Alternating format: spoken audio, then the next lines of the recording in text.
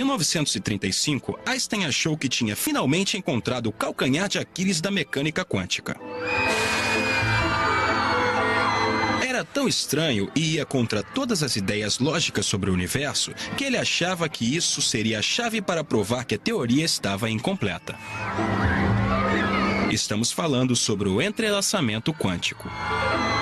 A previsão mais bizarra, mais absurda, mais maluca e mais ridícula da mecânica quântica é o entrelaçamento.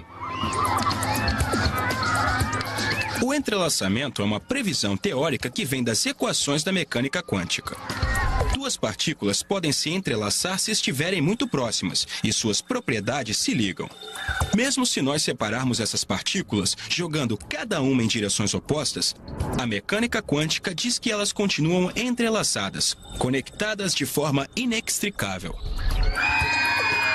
Para entender como isso é profundamente estranho, considere uma propriedade dos elétrons chamada spin.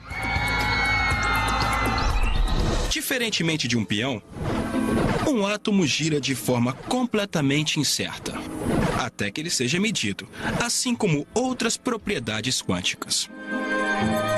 Na medição, vamos ver que ele pode estar girando em sentido horário ou anti-horário.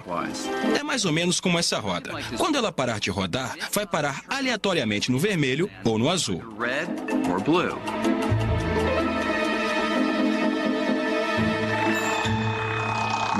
Agora imagine uma segunda roda.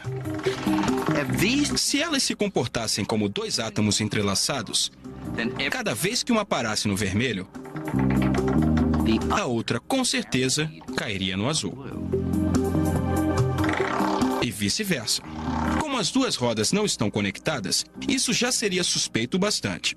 Mas a mecânica quântica, adotada por Niels Bohr e seus colegas, ia ainda mais longe, prevendo que se uma delas estivesse muito distante, até na Lua, sem cabos ou transmissores, mesmo assim, uma delas estaria no vermelho e a outra no azul. Em outras palavras, se você medisse uma partícula aqui, estaria afetando não apenas ela. A medição afetaria também a parceira entrelaçada, por mais distante que ela esteja. Para Einstein, esse tipo de conexão de longo alcance entre rodas, ou partícula, era tão ridículo que ele o chamava de ação fantasmagórica à distância. O surpreendente é que quando medimos uma partícula, estamos afetando o estado da outra partícula. Nós mudamos o estado dela. Não existem forças ou ligações como cabos de telefone. Não há nada conectando essas duas forças. Como a minha escolha de agir aqui pode ter alguma coisa a ver com o que acontece ali? Não há nenhuma maneira das duas partículas se comunicarem. Isso é completamente bizarro. E Einstein percebeu isso em 1935. Einstein não podia aceitar que o entrelaçamento funcionava assim e se convenceu de que a matemática é que era estranha, não a realidade. Ele concordava que as partículas entrelaçadas existem, mas achava que havia uma explicação mais simples de por que elas eram ligadas que não envolvesse uma misteriosa conexão à distância.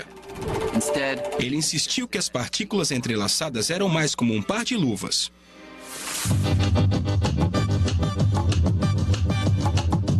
Imagine que alguém separe as duas luvas, colocando cada uma em um estojo. Depois a pessoa entrega um dos estojos para mim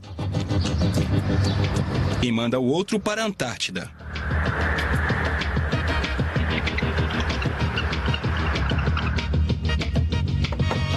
Obrigado.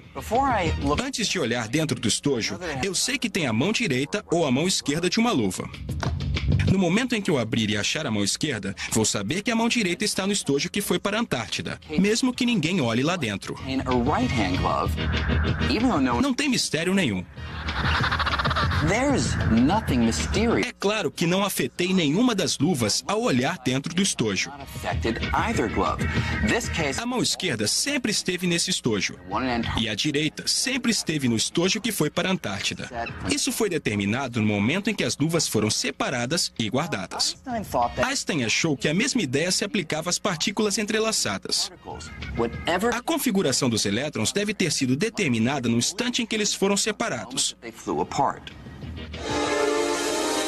Quem estava certo? Bohr, que defendia as equações que diziam que as partículas são como rodas que giram e podem conectar seus resultados mesmo a uma grande distância? Ou Einstein, que acreditava que não havia uma conexão misteriosa, mas que tudo já estava decidido antes que nós olhássemos?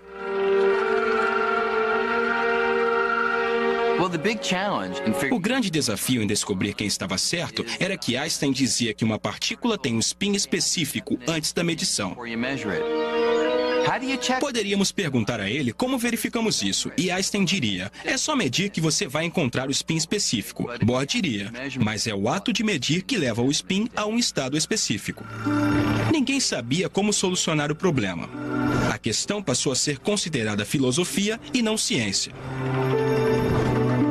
Em 1955, Einstein morreu ainda convencido de que a mecânica quântica oferecia, na melhor das hipóteses, um quadro incompleto da realidade.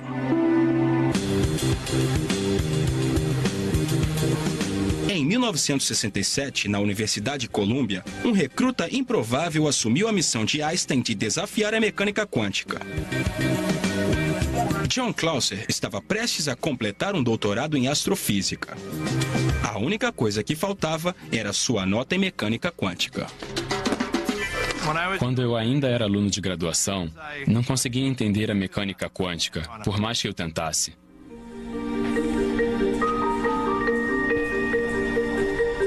Clauser estava se perguntando se Einstein poderia estar certo, quando fez uma descoberta que mudou sua vida. Era um artigo obscuro escrito por um autor irlandês pouco conhecido, chamado John Bell. Bell parecia ter encontrado uma forma de resolver o impasse entre Einstein e Bohr, e mostrar de uma vez por todas quem estava certo sobre o universo. Eu tinha certeza que a perspectiva da mecânica quântica provavelmente estava errada. Ao ler o artigo, Clauser viu que Bell tinha descoberto como afirmar se as partículas entrelaçadas estavam realmente se comunicando através de alguma ação fantasmagórica, como as rodas correspondentes, ou se não havia nada de fantasmagórico e as partículas já tinham suas próprias definições, como um par de luvas, e mais. Com alguns cálculos espertos, Bell mostrou que não havia nenhuma ação fantasmagórica. A mecânica quântica não estaria apenas incompleta, como Einstein pensava, ela estaria errada. Cheguei à conclusão de que era um dos resultados mais profundos que eu já tinha visto. Bell era um teórico, mas seu artigo mostrava que a questão podia ser resolvida se pudéssemos construir uma máquina que criasse e comparasse muitos pares de partículas entrelaçadas. Bell transformou a questão em uma questão experimental. O assunto não seria mais filosofia ou uma troca de artigos. O experimento que Bell imaginou poderia ser feito. Nós poderíamos fazer um experimento de verdade para verificar o assunto. Clauser começou a construir uma máquina que finalmente resolveria o impasse. Eu era só um aluno de graduação metido na época. Há sempre uma pequena chance de você descobrir um resultado que vai sacudir o mundo.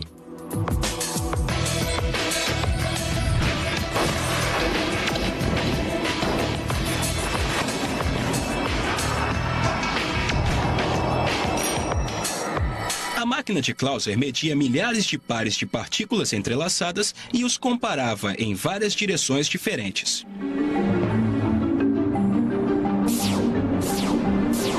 Quando os resultados começaram a aparecer, Clauser teve uma surpresa e não ficou feliz. Eu ficava me perguntando o que eu tinha feito errado, quais erros eu tinha cometido. Clauser repetiu os experimentos e logo o físico francês Alain Aspect desenvolveu testes ainda mais sofisticados. E um deles ia ao âmago do debate entre Einstein e Bohr. No teste de Aspect, a única forma em que a medição de uma partícula poderia influenciar diretamente a outra era um sinal viajar entre elas mais rápido do que a velocidade da luz, o que o próprio Einstein tinha mostrado que era impossível. A única explicação que restava era a ação à distância. Assim, o experimento de Aspect praticamente afastou todas as dúvidas. Os resultados do teste eram chocantes. Eles mostravam que os cálculos da mecânica quântica estavam certos. O entrelaçamento é real. As partículas quânticas podem estar ligadas ao longo do espaço. Medir uma partícula pode afetar de verdade seu par distante, como se o espaço entre as duas não existisse. Justamente o que Einstein achou que fosse impossível, a ação fantasmagórica à distância, realmente acontece. Fiquei muito triste de não ter derrubado a mecânica quântica mais uma vez, porque até hoje tenho muita dificuldade em entender a teoria. Isso é o mais estranho da mecânica quântica. É impossível compreender. Não me pergunte por quê. Não pergunte como funciona, porque é uma pergunta ilegal.